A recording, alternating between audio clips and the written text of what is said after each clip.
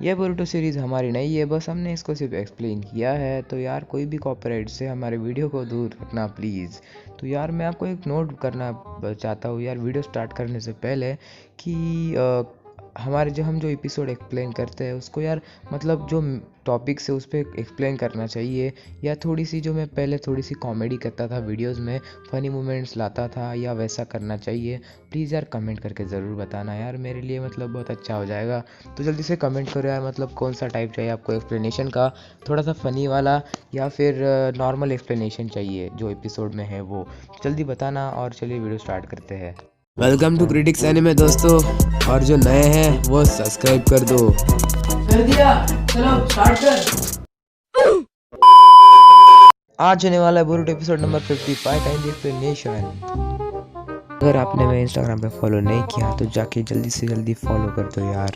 तो जैसे हमने पिछले एपिसोड में देखा था कि बाद में जब बोरुटो का रसेंगन आता नहीं है तो वो वहाँ पर कटास्की के पास जाता है, और फिर कटास्की के पास जाने के बाद कटास्की उसको बताता है कि मेरे जो साइंटिफिक निंजा टूल है वो कितना अच्छा है, उससे हम फायर स्टाइल जुत्सु भी कर सकते हैं, और उसका जो रसेंगन है वो भी हम एक पल में बना सकते हैं। तो उसके बाद गाइस हम यहाँ पर देखते हैं कि ऐसा बताने के बाद बोरुटो में वो जो साइंटिफिक निंजा टूल है उसके लिए जगह बन जाती है, और फिर वो उसको यूज़ करने लगता है। और जब वो अकेले शाम को प्रैक्टिस करने आता है तो तब वो सोचता है कि मैंने साइंटिफिक निंजा टूल से कितना अच्छा रसेंगन बना के दिखाया था, वैसे मैंने जब पहले बनाया था तो मेरे से बना नहीं था, बहुत छोटा बना था, और मेरे साइंटिफिक निंजा टूल की वजह से मुझे अब सास्के का स्टूडेंट बनने की परमिशन भी बन गई है, मतलब मैं सास्के का स्टूडेंट बन गया हूँ। और फिर गाइस हम यहाँ पर देखते हैं कि यहाँ पर सास्के जो होता है वो कोनोहामारू के घर पे आता है, और जैसे कोनोहामारू उसका बोरुटो का सेंसे होता है तो इसलिए वो कोनोहामारू से कहता है कि मैं आज से बोरुटो का टीचर हूँ, बोरुटो मेरा स्टूडेंट बन गया है,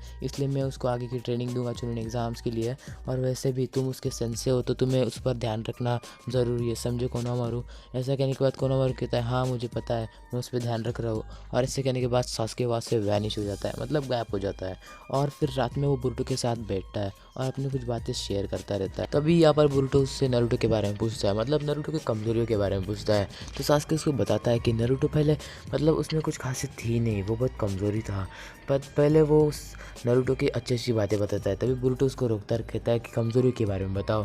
तो सास्के कहता है उसमें कमज़ोरियाँ थी, मतलब वो पहले गुड फॉर नथिंग था, मतलब उसमें कुछ अच्छाई थी ही नहीं, सब उसे बुराई मानते थे, पर उसने खुद में इतना चेंज किया और खुद को इतना काबिल बनाया, तो आज हम देख सकते हैं वो क्या है, 7th होकागे है लीफ विलेज का। वो हर बार यही बात कहता था बोरुटो। और फिर ऐसा कहने के बाद बोरुटो मतलब ये बेवकूफ़ इतना मतलब कहता है कि मैंने क्या पूछा था और ये क्या बता रहा है। और यहाँ पर आगे हम देखते हैं कि सारादा कहती है कि बोरुटो मेरे डैड से ट्रेनिंग ले रहा है, और मैं बोरुटो से हारना नहीं चाहती, या बोरुटो से मतलब थोड़ी कम पावरफुल नहीं होना चाहती, बोरुटो से ज़्यादा पावरफुल मैं होनी चाहिए। ये भी सास्के की थॉट जैसी थी। और फिर ये इन बच्चों के ट्रेनिंग के बीच में आती है, तभी वह भी कहता है हमें ट्रेनिंग करने दो यार, क्यों बीच में आ रही हो सारादा। तो यहाँ पर सारादा कहती है कि करो ट्रेनिंग, मैं भी हूँ तुम्हारे साथ। तो यहाँ पर हम देखते हैं मेडल आता है, कहता है कि क्या हमारी ट्रेनिंग कॉपी करनी चाहती हो, और फिर डेंकी भी कहता है हाँ हाँ सच में हमारे मूव्स कॉपी करना चाहती हो तुम। तो फिर सारदा कहती ऐसी कोई बात नहीं है, अगर इतना ही है तो मेरे से मुकाबला कर लो 1 of 3। तो फिर यहाँ पर तीनों कहते हैं ठीक है कोई नहीं, तुमको हराने में कोई बड़ी बात नहीं है।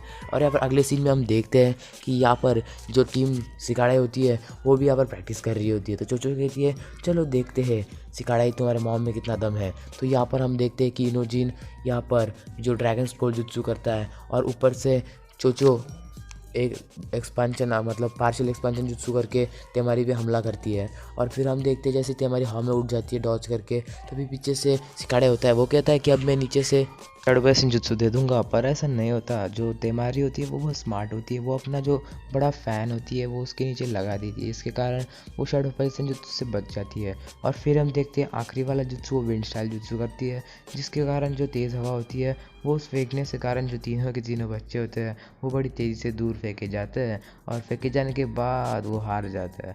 फिर हम देखते हैं यहाँ पर तेमारी उनको लेक्चर देती है कि बच्चों तुम्हें समझना चाहिए, अभी आ रही है चुनी एग्ज़ाम्स, और चुनी एग्ज़ाम्स में ऐसी कमज़ोरियाँ को तुम्हें मतलब इग्नोर करना होगा और जल्दी से आगे बढ़ना होगा, क्योंकि इस चुनी एग्ज़ाम्स में बहुत खतरनाक बच्चे समझे। और फिर वो गारा के बच्चे का नाम भी लेती है जिसका नाम होता है शिंकी, और वो भी पहली बार यहाँ पर चुनी एग्ज़ाम्स में पार्ट लेने वाला होता है, और वो भी बहुत ताकतवर होता है, इसीलिए वो उनको इतना समझाती है। अगली सीन में हम देखते हैं कि ब्रूटो यहाँ पर शाम को प्रैक्टिस कर रहा होता है और प्रैक्टिस के दौरान हम देखते हैं कि उसका जो उस कुनाई मतलब जो छुरिकेन होता है वो बराबर निशाने पे लगता नहीं है, इसलिए वो बहुत फ्रस्ट्रेटेड हो जाता है। और उसके बाद हम देखते हैं कि उसने सास्के को वादा किया था कि वो अच्छे से ट्रेनिंग लेकर उसके पापा को हराएगा।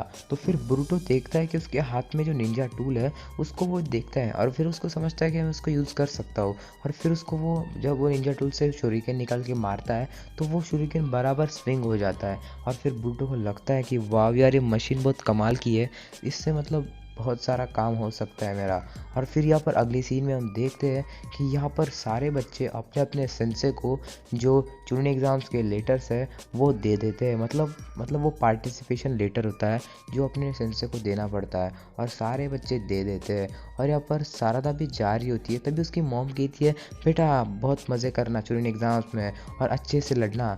और फिर इतने जोश में होने के बाद सारदा उससे कहती है मॉम क्या डैड घर पे आए हैं इसलिए आप इतने जोश में हो। तो फिर यहाँ पर साकुरा कहती है नहीं यार ऐसा मत बोलो। और फिर सारदा कहती है मॉम मैं जा रही हूँ, बाय बाय। और वैसा कहने के बाद वो चली जाती है और वो जाते जाते ब्रूटो को देखती है क्योंकि ब्रूटो उसका टीममेट होता है ना, इसलिए फिर हम देखते हैं ब्रूटो यहाँ पर अकेले बैठा होता है। और फिर सारदा कहती है कि ब्रूटो क्या कह रहे हो तुम मेरे डैड से ट्रेनिंग ले रहे हो तो क्या सीखने वाले हो। तो फिर ब्रूटो कहता है क्या, मैं तो मेरे डैड की कमज़ोरी के बारे में जानूंगा।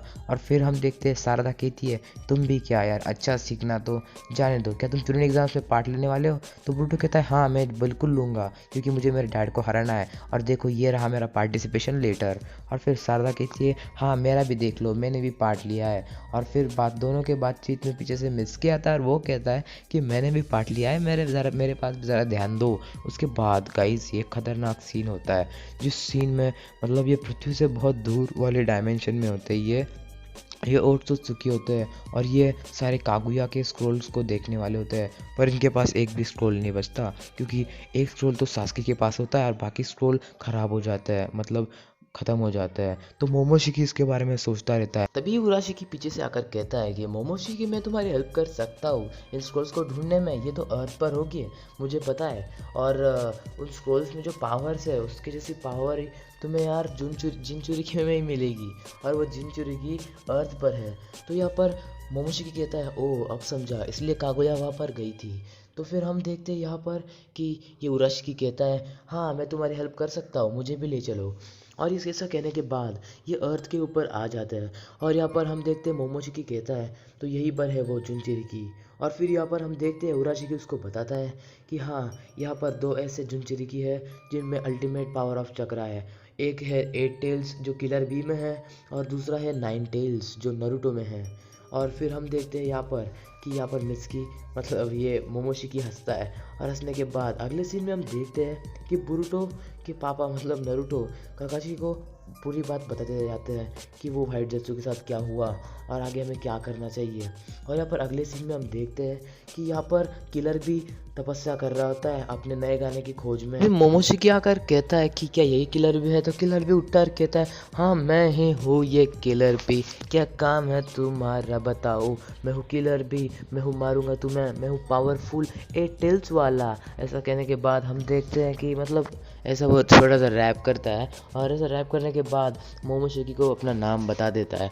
तो मोमोशिकी कहता है कि ओ तो यही हो तुम। तो पीछे से 8 टेल्स के मन में आकर कहता है कि किलर भी ये मजाक का टाइम नहीं है, मुझे दाल में कुछ काला लग रहा है। तो यहाँ पर किंचिकी कहता है कि इसको तो मैं ही हराऊंगा।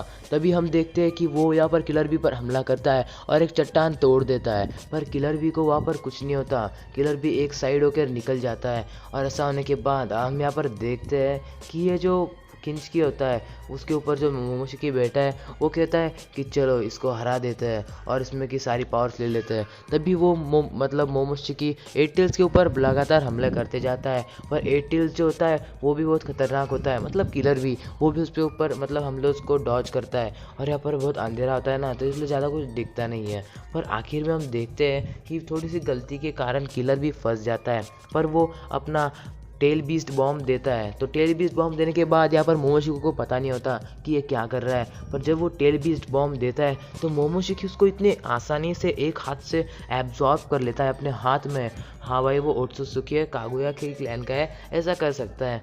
और फिर हम देखते हैं कि एक हाथ से जैसे ही वो अपने मतलब एब्जॉर्ब करता है तो यहाँ पर आंखें खुली की खुली रह जाती है किलर बी की, और वो कहता है कि ये कैसे हो रहा। और फिर यहाँ पर हम देखते हैं कि जो मोमोशिकी होता है वो कहता है कि मैं एक हाथ से उसको एब्जॉर्ब कर सकता हूँ और दूसरे हाथ से इसके 2 गुना पावर वाला मैं मूव दे सकता हूँ। तभी हम देखते हैं कि वो अपने दूसरे हाथ से जो भी टेल बीस्ट बॉम्ब होता है उससे 2 गुना मतलब डबल पावर वाला एक बॉम्ब निकालता है, और निकालने के बाद मतलब वो बहुत पावरफुल होता है और वो किलर बी के ऊपर फेंक देता है। और ऐसा फेंकने के बाद यहाँ पर बहुत बड़ा धमाका होता है, और इस धमाके में यार मतलब सब तहस नहस हो जाता है, और जो 8 टेल्स होता है वह उसको भी बहुत तकलीफ होती है। तो किसके बाद यार हम इस एपिसोड में देखते हैं कि यहाँ पर बहुत बड़ा गड्ढा बन जाता है। गड्ढा बनने के बाद जो 8 टेल्स होता है उसको एब्जॉर्ब करने लगता है मोमोशिकी, और एब्जॉर्ब करने के बाद यहाँ पर 8 टेल्स पूरा मतलब ख़त्म हो जाता है, और यहाँ पर मोमोशिकी उसको एब्जॉर्ब कर लेता है। पीछे से यहाँ पर उराशिकी कहता है बॉस हमें 9 टेल्स को भी पकड़ना है। तो यहाँ पर मोमोशिकी कहता है हाँ यार हमें पकड़ना है, हम जल्दी से वहाँ पर जाके उसको पकड़ के लाएंगे। और उसके बाद यार हम देखते हैं पूरा 8 टेल्स गायब हो जाता है। और यहाँ पर किलर बी को क्या होता है वो हम अगले एपिसोड्स में देखेंगे। अगला सीन होता है सैंड विलेज का, जहाँ पर गारा का बेटा और उसके 2 साथी चुनने एग्ज़ाम्स के लिए निकलने वाले होते हैं लीफ विलेज को एक थंडर ट्रेन में। तो वहाँ पर निकलने से पहले इनकी कुछ बातचीत होती है, उस बातचीत को हम सुनेंगे। तो इस बातचीत में हम देखते हैं कि उसके गारा का बेटा कहता है कि पापा हमारा नाम आपका नाम रोशन करेंगे और ये चुनिंग एग्ज़ाम जीत कर ही आएंगे। तो फिर गारा कहता है कि हाँ जीत कर तो आना, पर ईमानदारी से जीतना समझे, और सबसे अच्छे से बर्ताव करना। और ऐसा कहने के बाद हम देखते हैं कि यहाँ पर जो बच्चे होते हैं वो निकलने वाले होते हैं। तभी गारा कॉन्करो से कहता है कॉन्करो तुम जा रहे हो उनके साथ, पर इनका ध्यान रखना, और मैं भी काम की लोड से आ नहीं पा रहा हूँ, बस सेकंड राउंड स्टार्ट होते होते ही मैं वहाँ तक पहुँच जाऊँगा समझे। तो तभी वो ट्रेन वहाँ से निकल जाती है, और गारा भी अपने काम को लगने वाला होता है। तभी उसको शिकागो का मतलब थोड़ा सा कुछ मैसेज आता है, तो वो अपने मन में शिकागो को याद करता है। तो उसको जो शिकागो होता है वो कहता है कि गारा मुझे 8 टेल्स के साथ मेरा कनेक्शन टूट गया, पहले कनेक्शन था पर अब नहीं है। तो गारा कहता है कि सभी के साथ तुम्हें ऐसा हो रहा है। तो तभी हम देखते हैं कि शिकागो कहता है नहीं सबके साथ नहीं, नल्डो के साथ तो मेरा कनेक्शन है पर इसके साथ नहीं, 8 टेल्स के साथ जाकर देखो कुछ हो रहा है। तो फिर गारा कहता है हाँ मैं देखूंगा, और फिर गारा सोचने लगता है। अगले सीन में हम देखते हैं कि यहाँ पर बोरुटो होता है जिसके साथ सास्के होता है।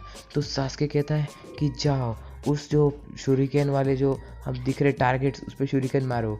तो यहाँ पर हम देखते हैं कि वो टारगेट इम्पॉसिबल होता है, इसलिए बोरुटो कहता है ये तो इम्पॉसिबल है, मैं मार नहीं सकता। तो यहाँ पर जो सास्के होता है वो अपने हाथ से शूरिकेन्स निकालता है और वहाँ पर मार के दिखाता है। तो वो बड़ी तेज़ी से वहाँ पर जाकर लग जाता है।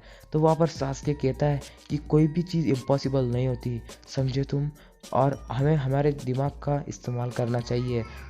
कोई चुनौती अगर हमें मिलती है डायरेक्टली मुझे नहीं आता या ये इम्पॉसिबल है ऐसा मत कहो बोरुटो समझे, अपना थोड़े दिमाग का यूज़ करो। तो बोरुटो कहता है हाँ हाँ पता है। और फिर हम यहाँ पर अगले सीन में देखते हैं कि बोरुटो जब घर पे आता है तो अपने निंजा टूल को देखता है, और देखने के बाद वो सोचने लगता है कि कैसे उसको कारास्के ने कहा था कि ये निंजा टूल तुम्हारे बहुत काम आ सकता है और तुम ये चुने एग्ज़ाम्स में भी तुम्हें जीत दिला सकता है। तो यहाँ पर उसी को यहाँ पर जो बोरुटो होता है वो देखते हुए सोचता रहता है और काटास्के की बातें याद करता है कि कैसे उसको काटास्के ने कहा था कि ये बहुत काम की चीज़ है, और वही फालतू की काटास्के की बकवास। और यही बोरुटो अपने मन में ठान लेता है और उसका मतलब उसके हाथ में ही उसको रख देता है पहने हुए। और क्या बोरुटो उसको यूज़ करेगा या चुने एग्ज़ाम्स में इसका गलत यूज़ करेगा वो हम अगले एपिसोड में देखें। तो आज का एपिसोड यही खत्म होता है। अगर आपको वीडियो पसंद आया हो तो वीडियो को लाइक करो, चैनल को सब्सक्राइब करो, वीडियो को शेयर करो और एक प्यारी सी कमेंट करो। मिलते अगले एपिसोड।